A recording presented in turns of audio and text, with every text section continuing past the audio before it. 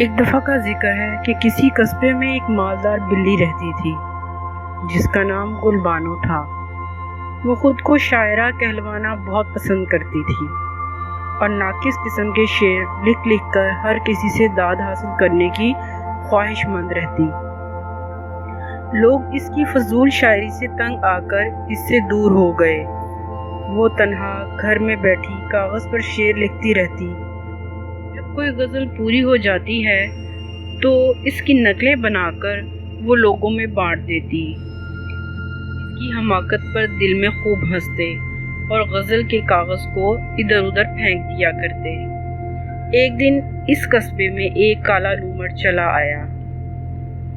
اسے دیکھ کر قصبے میں کسی نے منہ نہ لگایا۔ دراصل لوگ لومڑ کو پسند نہیں کرتے تھے۔ وہ اس عیار و مکار جانور سے بچ کر رہنا بہتر سمجھتے تھے، کیونکہ لومڑ ہمیشہ دھوکہ دہی سے کام نکالتا تھا۔ کالا لومڑ اپنے کسی کام سے قصبے میں آیا تھا۔ اسے وہاں ایک رات قیام کرنا تھا۔ اتفاق سے بلی نے اس دن کوئی نئی غزل لکھی اور اس کی نقلیں قصبے کے لوگوں میں بانٹ دیں۔ ایک کاغذ لومڑ کے ہاتھ بھی لگ گیا۔ اس نے غزل پڑھی تو گل بانو کی ناسمجھی پر ہنس پڑا۔ لوگوں سے اس کے بارے میں دریافت کیا تو لوگوں نے گل بانو کے بارے میں اسے بتایا اور یہ سب جان کر سوچ میں پڑ گیا۔ اچانک اسے ترکیب سوجھی۔ لومڑ قصبے کی ایک دکان میں چلا آیا۔ وہاں اسے شاعری کی ایک پرانی سی کتاب مل گئی جس کے اوراق بوسیدہ ہو چکے تھے۔ دکاندار نے حیرت سے وہ کتاب اسے سستے داموں فروخت کر دی۔ لومڑ نے کتاب میں ایک غزل منتخب کی اور اسے کاغذ پر نقل کیا۔ وہ کاغذ لپیٹ کر اس نے چھوٹے سے خط کے ساتھ گل بانو کے گھر بھجوا دیا۔ گل بانو نے جب خط پڑھا تو وہ حیران رہ گئی۔ خط میں لومڑ نے خود کو شاعر کی حیثیت سے متعارف کرایا اور گل بانو کی تازہ غزل کی تعریف کی۔ اس کے علاوہ اس نے گل بانو سے ملاقات کرنے کی خواہش ظاہر کی۔ اس نے پیغام دیا کہ اگر گل بانو اس کے ساتھ ملاقات پر رضامند ہے تو اسی قاصد کے ہاتھ جواب بھجوا دے۔ گل بانو کے لیے یہ موقع بڑا انمول تھا کہ کوئی شاعر اس کی قدردانی کرتے ہوئے اس سے ملاقات کرنا چاہتا تھا۔ گل بانو نے پیغام لانے والے کو کہا کہ وہ آج شام کو لومڑ کا گھر پر انتظار کرے گی۔ پیغام لانے والا واپس لوٹ گیا اور اس نے لومڑ کو گل بانو کے انتظار سے آگاہ کر دیا۔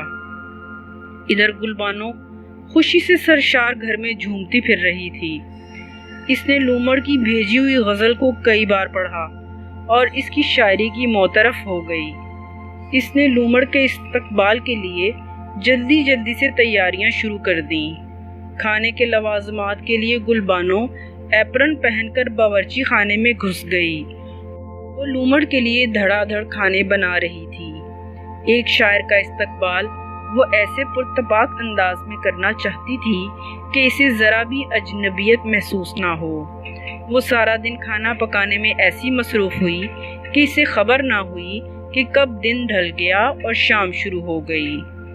جب اس کی نظر گھڑی پر پڑی تو وہ چونک پڑی۔ اس نے جلدی جلدی سے باورچی خانے کا کام سمیٹا اور نہا دھو کر عمدہ لباس پہن کر لومڑ کا انتظار کرنے لگی۔ طرف لومڑ جس کام کے سلسلے میں قصبے میں آیا تھا اسے نپٹا کر فارغ ہو گیا۔ اس نے گھڑی پر وقت دیکھا تو شام شروع ہونے میں کچھ دیر باقی تھی۔ اگر وہ قصبے سے واپس لوٹنا چاہتا تو وہ جا سکتا تھا، کیونکہ جس کام کے لیے وہ رات ٹھہرنا چاہتا تھا وہ خلاف توقع مکمل ہو چکا تھا۔ پہلے لومڑ نے سوچا کہ گل بانو سے ملاقات کا کیا فائدہ، اسے واپس لوٹ جانا چاہیے، مگر پھر اس کے ذہن میں کچھ خیال آیا۔ اس نے گل بانو سے ملنے کا فیصلہ کر لیا۔ لومڑ نے وہ سیدھا کتاب میں سے کئی شعر رٹ لیے۔ وہ شعر یاد کرتا ہوا ایک باغ کی طرف آ نکلا۔ وہاں پہنچ کر اس کی نظر خوبصورت پھولوں پر پڑی تو تو اس کے ذہن میں خیال آیا کہ گل بانو کو پھولوں کا گلدستہ تحفے میں پیش کیا جائے تو وہ یقیناً متاثر ہو جائے گی۔ اس نے اپنے بٹوے میں نگاہ دوڑائی، کچھ ٹوٹے پیسے موجود تھے۔ اس نے باغبان کو چند سکے دے کر ایک خوبصورت گلدستہ بنانے کے لیے کہا۔ باغبان کافی دیر سے لومڑ کو اپنے باغ میں دیکھ رہا تھا اور اسے خوف تھا کہ لومڑ کوئی ایسی حرکت نہ کر جائے جس سے اس کا باغ خراب ہو جائے۔ اس نے لومڑ کا ارادہ سن کر جلدی سے ایک پھولوں کا گلدستہ چنا اور اس کے حوالے کر دیا۔ جب لومڑ باغ میں سے باہر نکلا تو باغبان نے اطمینان کی سانس لی۔ لومڑ نے باغ سے باہر نکل کر گل بانو کے گھر کا پتہ معلوم کیا اور اس کی طرف روانہ ہو گیا۔ وہ بڑے ٹھاٹ باٹ سے چلتا ہوا گل بانو کے دروازے پر پہنچ گیا اور اس نے گھر کی گھنٹی بجائی۔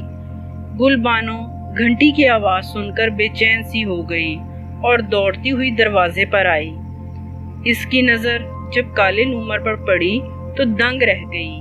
اس کے ہاتھوں میں پھولوں کا گلدستہ دیکھ کر اسے معلوم ہو گیا کہ یہی وہ شاعر ہے جس نے اس کے تازہ کلام کی تعریف لکھ بھیجی تھی۔ لومڑ نے آگے بڑھ کر سر خم کرتے ہوئے سلام کیا اور ایک شعر کے ساتھ پھولوں کا گلدستہ اس کی طرف بڑھا دیا۔ بانو اس کی بدصورتی سے قطع نظر اس کے انداز پر خوش ہوئی۔ اس نے دونوں ہاتھوں سے گلدستہ لیتے ہوئے اپنا ایک شعر سنا ڈالا۔ لومڑ نے شعر پر واہ واہ کی آواز لگائی تو گل بانو کی گردن فخر سے تن سی گئی۔ اس نے لومڑ کو گھر کے اندر آنے کی دعوت دی۔ لومڑ اپنے چرمی بیگ کو بغل میں دبائے گھر میں داخل ہو گیا۔ پورا گھر کھانے کی خوشبو سے مہک رہا تھا۔ لومڑ کے منہ میں پانی بھر آیا مگر وہ خاموش رہا۔ گل بانو نے اسے ایک صوفے پر بٹھایا اور گفتگو کا سلسلہ شروع کیا۔ لومڑ نے ایک دو شعر سنائے اور بتایا کہ وہ بڑا مشہور شاعر ہے، اسے ہفتے میں ایک آدھ دفعہ کسی نہ کسی مشاعرے میں جانا پڑتا ہے۔ وہ تو اتفاق سے ادھر سے گزر رہا تھا کہ کسی کے ہاتھ گل بانو کی تازہ غزل دیکھ کر ملاقات کا متمنی ہوا۔ گل بانو نے اس کی تعریف پر شکریہ ادا کیا۔ شاعری کے موضوع پر گفتگو کا سلسلہ کافی دیر تک جاری رہا۔ جو وقت گزرتا جا رہا تھا لومڑ کی بھوک بڑھتی جا رہی تھی۔ کھانوں کی خوشبو نے اسے بے چین کیا ہوا تھا۔ گل بانو کو کھانے پینے کا کوئی ہوش نہیں تھا، وہ تو بس شاعری کے بارے میں ہی گم تھی۔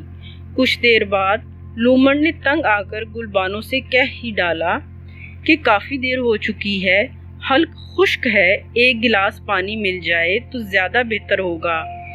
گل بانو اس کی فرمائش پر بڑی شرمندہ ہوئی۔ اسے یاد آیا کہ کھانے کا وقت نکلا جا رہا ہے۔ اس نے معذرت کرتے ہوئے جلدی سے میز پر دسترخوان سجایا اور کھانوں کی مختلف اقسام لگا دی۔ لومڑ بڑی مشکل سے یہ سب کچھ دیکھ رہا تھا۔ اس کا بس ہوتا تو وہ فوراً کھانوں پر ٹوٹ پڑتا۔ جب گل بانو نے اسے کھانے کی دعوت دی تو وہ تکلف کے ساتھ اٹھا اور کھانے کی میز پر جا بیٹھا۔ میز پر اتنے سارے کھانے دیکھ کر لومڑ بھی حیران رہ گیا۔ اس نے سوچا کہ گل بانو واقعی کافی امیر شاعرہ ہے۔ لومڑ خود پر ضبط کیے آہستہ آہستہ کھانا تناول کرنے لگا۔ گل بانو کی بھوک تو اڑ چکی تھی۔ اس نے معمولی سا کھانا کھایا اور کھانے کے دوران شاعری کی باتیں ہی کرتی رہی۔ لومڑ اطمینان کے ساتھ اسے جواب دیتا رہا اور کبھی کبھار بیچ میں رٹا ہوا کوئی شعر سنا دیتا۔ گل بانو کو یقین ہو چکا تھا کہ لومڑ کالا اور بدصورت ضرور ہے مگر اس کے اندر ایک نفیس اور اعلیٰ پائے کا شاعر چھپا ہوا ہے۔ لومڑ گل بانو کے احساسات سے قطع نظر کھانے میں ایسا مشغول ہوا کہ سارے کھانے چٹ کر گیا۔ جب اس نے دیکھا تمام برتن خالی ہو چکے ہیں تو وہ کھسیانے انداز میں ہنستا ہوا بولا، گل بانو تمہاری گفتگو میں کچھ ایسی شرینی ہے کہ میں تو ڈوب کر رہ گیا اور مجھے یہ معلوم نہ ہوا کہ کب اتنا سارا کھانا میرے پیٹ میں اتر گیا۔ بانو اس کی بات سن کر ہنس پڑی۔ اس نے مزید کھانا لانے کی پیشکش کی تو لومڑ نے دونوں ہاتھ اٹھا لیے اور شکم پری کا اعلان کر دیا۔ بانو زبردستی لومڑ کے لیے چائے بنا لائی۔ لومڑ نے آدھی آدھی کی شرط عائد کر دی۔ گلبانو نے آدھی پیالی اس سے لی اور خود پینے لگی۔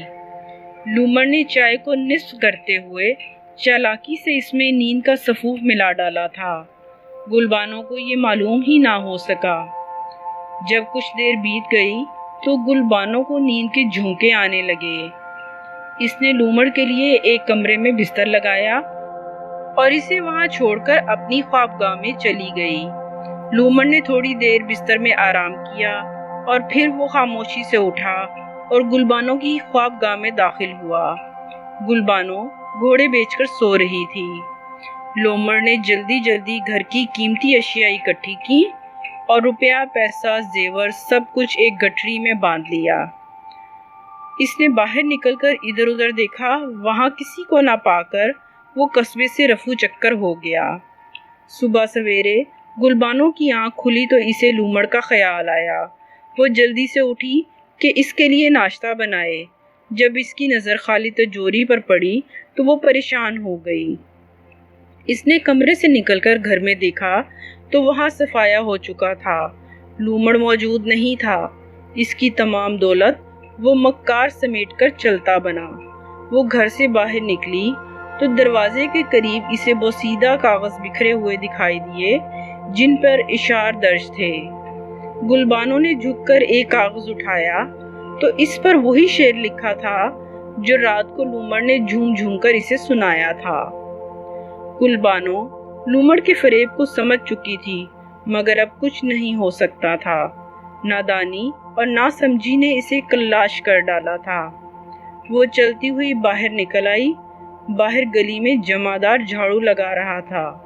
گلبانو کی لکھی ہوئی تازہ غزل کے کاغذ گلی میں دور دور تک بکھرے ہوئے تھے جنہیں جمعدار سمیٹ کر کوڑے دان میں ٹھوس رہا تھا۔